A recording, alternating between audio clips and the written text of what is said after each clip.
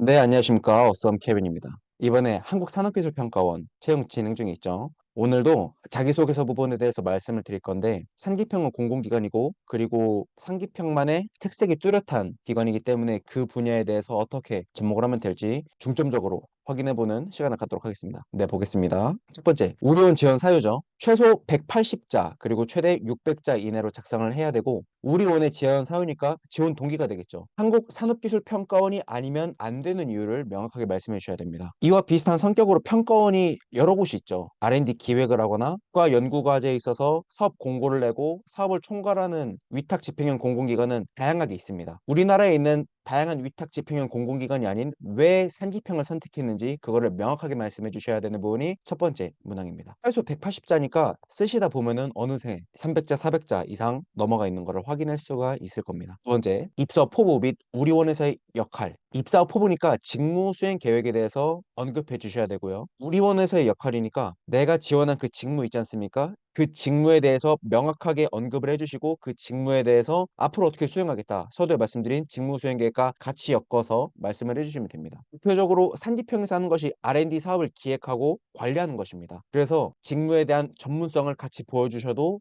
해당 문항에 대해서 좋은 점수를 얻어갈 수 있을 겁니다. 아울러서 산지평 홈페이지나 관련된 뉴스 기사를 스크랩을 하셔가지고 산지평이 현재 어느 방향의 R&D 기획을 하고 사업을 관리하고 있는지도 이번 문항에다가 녹여주시면은 인사 담당자 입장에서는 우리 기관에 대한 이해도가 높구나 라고 판단을 하겠죠. 자, 3번 본인의 장단점 및 단점 극복 방안에 대해서 말씀해 달라고 했습니다. 글자 수는 동일하게 최소 180자, 최대 600자 이내로 작성을 해 주셔야 되는 부분이고요. 본인의 장단점도 있는데 여기서 단점의 극복 방안도 따로 말해달라고 했습니다. 이게 중요하거든요. 왜냐면 단점 같지 않은 단점을 말씀하신 분들이 너무나 많기 때문에 그것을 미연에 방지를 하고 여기서 인사 담당자가 알고 싶은 건 뭐냐면은 내가 그 부분이 단점이라고 알게 된 그 사례, 내가 이 부분이 단점이야라고 직시할 수 있었던 그 순간, 이게 궁금한 겁니다. 이거를 내 스스로 알았고, 즉 메타인지가 높은 거죠. 나의 단점을 이미 알고 있기 때문에 이게 내 단점이구나라고 인지를 했고, 이러한 단점을 극복하기 위해서 어떻게 했는지, 근데 그러한 단점 극복 방안이 앞으로 산지평에 입사해서 이렇게 도움이 된다라고 말씀해 주시면 깔끔한 3번이 됩니다. 네 번째, 성취한 일 중에서 가장 기억에 남는 일과 그것을 성취하기 위해 어떤 노력을 했는지 최소 180자, 최대 600자 이내로 작성을 해달라고 했습니다. 성취했던 일 중에 가장 기억에 남는 일이니까 엄밀히 말씀드리면 직무랑은 아무런 연관이 없어도 됩니다. 근데 직무랑 연관이 있으면 더욱더 플러스 점수가 되겠죠. 그것을 성취하기 위해서 어떤 노력을 했는지니까 뒤에는 노력에 대해서 포커싱을 맞춰서 작성해 주시면 됩니다. 성취했던 게 너무나 대단해. 근데 그렇게 대단한 거를 친구의 도움이나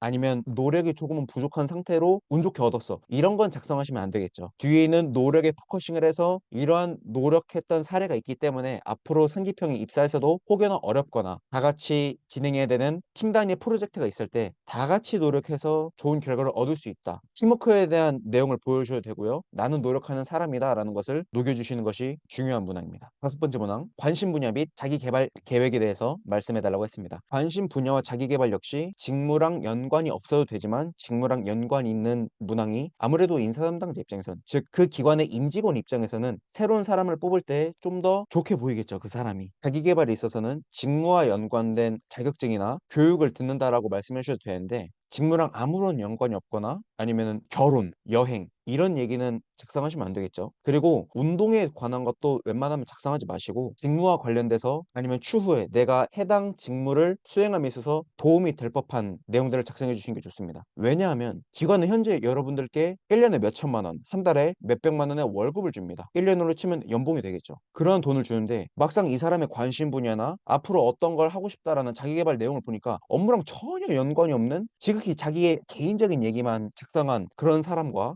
직무랑 연관된 계획을 짜둔 이렇게 두 사람이 있다라고 하면은 여러분들 같으면 누구를 뽑겠습니까? 당연히 후자겠죠. 그 부분을 인지하시면서 5번 문항을 작성해 주시면은 좀 더 원활하게 작성 가능할 겁니다. 다음 보겠습니다. 직무 능력 기술서입니다. 직무 관련 보유 지식, 자격, 경험, 경력에 대해 자세하게 기술해 달라고 했습니다. 자세하게 기술해 달라고 했는데 내가 쓸 수 있는 최대치는 600자밖에 안 되죠. 앞에 있는 문항들보다 해당 직무 능력 기술서가 최고 어려운 문항일 겁니다. 왜냐면 내가 하고 싶은 내용도 많고 직무 능력 기술서 자소서 같은 경우는 써야 되는 폼이 대조식으로 간결하게 작성해야 되는 부분이 있는데 이걸 600자 이내로 작성하는 게 쉽지가 않습니다. 왜냐하면 밑에 칸으로 계속 내려가기 때문인 거죠. 한 줄을 다 채우면은 꽉 찬 느낌이 없지 않아 있기 때문에 한 줄을 다 쓰지 못하고 밑에 칸으로 내려가다 보면은 글자 수를 많이 차지합니다. 그래서 이번 문항은 직무랑 관련돼서 내가 정말로 하고 싶거나 내가 서두에 말씀드린 1년에 몇 천만 원, 한 달에 몇 백만 원의 월급을 받으면서까지 내가 이 기관에 기여할 수 있는, 난 이러한 능력이 있다라고 보여줄 수 있는 부분을 상세하게 적어주신 것이 매우 중요한 문항입니다. 임무기술서 부분에 있어서 작성이 어려우시면 하단에 오픈 채팅에 들어오셔서 저와 함께 소통해 보시죠. 오늘은 상기평에 대해서 알아봤습니다. 상기평은 여느 공공기관과는 다르게 색깔이 뚜렷한 위탁지필형 준정부기관입니다. 상기평에 입사하셔서 근무하시면은 우리나라 R&D 분야에 있어서 전체적인 방향을 알 수 있고 각종 사업에도 기여할 수 있기 때문에 상기평 문항을 잘 작성하셔서 좋은 결과 있었으면 좋겠습니다. 이외에 궁금하거나 자소서 부분에 있어서 분석이 필요한 기관이 있다면 하단에 댓글 남겨주시면 영상으로 찾아뵙도록 하겠습니다. 구독과 좋아요는 이 채널을 운영하는 데 큰 힘이 됩니다. 감사합니다.